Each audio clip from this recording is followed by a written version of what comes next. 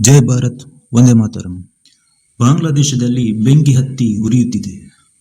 ಮೊನ್ನೆಯಿಂದ ಅಲ್ಲಿ ಜೋರಾಗಿ ಪ್ರತಿಭಟನೆಗಳು ಕೂಡ ನಡೆಯುತ್ತಿದೆ. ಮಕ್ಕಳಿಗೆ ಉನ್ನತ ಶಿಕ್ಷಣ ಕೊಡಲು ಹೆತ್ತವರು ತುಂಬಾ ಕಷ್ಟಪಡುತ್ತಾರೆ. ಉನ್ನತ ಶಿಕ್ಷಣಗಳು ಮುಗಿದ ಮೇಲೆ ಕೆಲಸ ಸಿಗಲು ತುಂಬಾ ಪರದಾಡಬೇಕಾಗ್ತದೆ. ಈಗ ತುಂಬಾ ಕಾಂಪಿಟೇಷನ್ ಯುಗ ಅಂತಲೇ ಹೇಳ್ಬೋದು. ಹೀಗಿರುವಾಗ ಬಾಂಗ್ಲಾದೇಶದಲ್ಲಿ ಒಂದು ವಿವಾದಾತ್ಮಕ ಮೀಸಲಾತಿ ಮಸೂದೆಯನ್ನು ಜಾರಿಗೊಳಿಸಿದ್ದಾರೆ.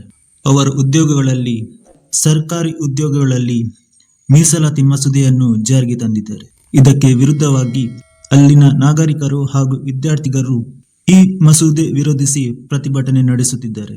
ಏನಿದು ಈ ವಿವಾದ?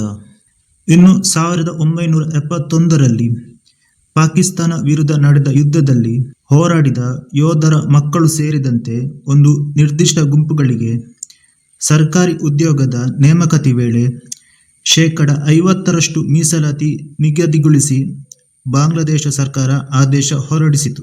ಅಂದ್ರೆ ಆ ಸಂದರ್ಭದಲ್ಲಿ ಯಾರೆಲ್ಲ ಹೋರಾಡಿದರೆ ಅವರ ಮಕ್ಕಳಿಗೆ ಹಾಗೂ ನಿರ್ದಿಷ್ಟ ಪಕ್ಷದವರಿಗೆ ಹಾಗೂ ಹೋರಾಡಿದ ಒಂದು ಯಾರಾದ್ರೂ ಫ್ಯಾಮಿಲಿ ಮೆಂಬರ್ಸ್ ಇದ್ರೆ ಅಂತವರಿಗೆ ಸರ್ಕಾರಿ ಉದ್ಯೋಗಗಳಲ್ಲಿ 50% ಮೀಸಲಾತಿ ನೀಡಲಾಗಿದೆ.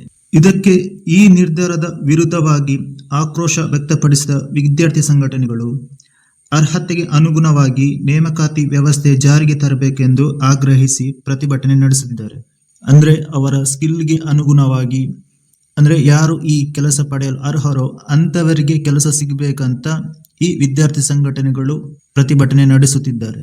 ಇನ್ನು ಸ್ವಾತಂತ್ರ್ಯ ಚಳುವಳಿಯ ನೇತೃತ್ವ ವಹಿಸಿದ್ದ ಪ್ರಧಾನಿ ಶೇಖ್ ಹಸೀನಾ ನೇತೃತ್ವದ ಅವಾಮಿ ಲೀಗ್ ಪಕ್ಷದ ಬೆಂಬಲಿಗರೇ ಈ ಮೀಸಲಾತಿಯಿಂದ ಹೆಚ್ಚಿನ ಲಾಭ ಪಡೆಯಲಿದ್ದಾರೆ ಅಂತ ಈ ನಿರ್ಧಾರ ತಾರತಮ್ಯದಿಂದ ಕೂಡಿದಂತೆ ಹೇಳಿ ವಿದ್ಯಾರ್ಥಿಗಳು ಪ್ರತಿಭಟನೆ ನಡೆಸುತ್ತಿದ್ದಾರೆ.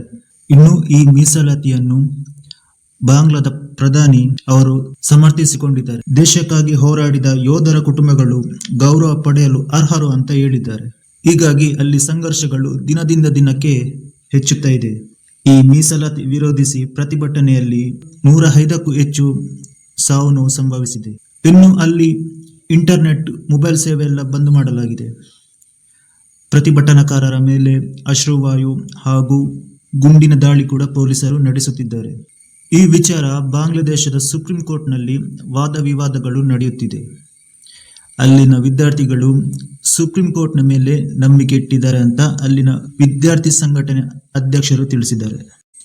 ಇನ್ನು ಪ್ರಪಂಚನಾದ್ಯಂತ ಕೆಲವು ರಾಷ್ಟ್ರಗಳು ಬಾಂಗ್ಲಾದೇಶಕ್ಕೆ ತೆರಳದಂತೆ ತಮ್ಮ ನಾಗರಿಕರಿಗೆ ಸೂಚನೆಯನ್ನು ನೀಡಿದ್ದಾರೆ. ಇಂತಹ ಸಂದರ್ಭದಲ್ಲಿ ಬಾಂಗ್ಲಾದೇಶಕ್ಕೆ ತೆರಳುವುದು ಅಪಾಯ ಅಂತ ತಿಳಿಸಿದ್ದಾರೆ. ಇದರಲ್ಲಿ ಭಾರತವು ಕೂಡ ತನ್ನ ಕೆಲವು ನಾಗರಿಕರು ಭಾರತಕ್ಕೆ